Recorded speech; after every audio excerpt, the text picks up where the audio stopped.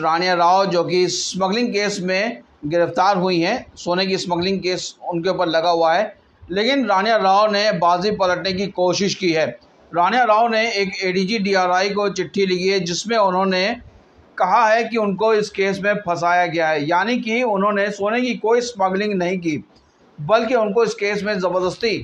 फंसाया जा रहा है। आपको बता दें कि ये एक चिट्ठी रानिया राव ने 6 मार्च को एडीजी डीआरआई को लिखी जिसमें उन्होंने लिखा कि उन्होंने कोई सोने की स्मगलिंग नहीं की थी बल्कि इस केस में उनको ज़बरदस्ती फंसाया गया है।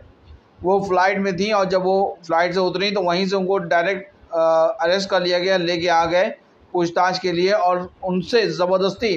तकरीबन 40 पन्नों पर साइन कराया गया और कुछ खाली पेज भी थे जो कि ब्लैंक पेज कहा जाता है, उस पर भी साइन कराया गया और ये कहा गया कि अगर साइन नहीं किया तो तुम्हारे फादर का नाम भी इसमें डाल दिया जाएगा।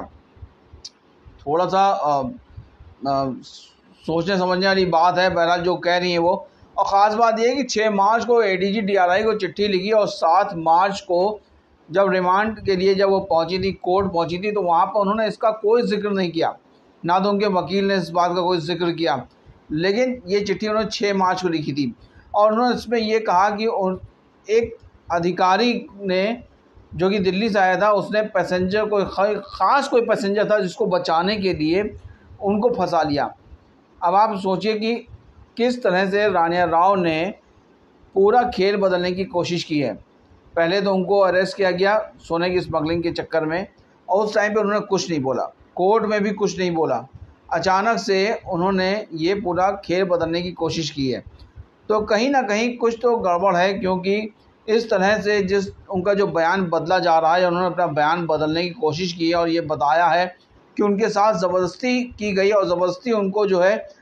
टॉर्चर किया गया। उन्होंने ये भी लिखा कि उस चिट्ठी में कि उनको बहुत टॉर्चर किया गया और तकरीबन 40 घंटे तक उनको सोने नहीं दिया गया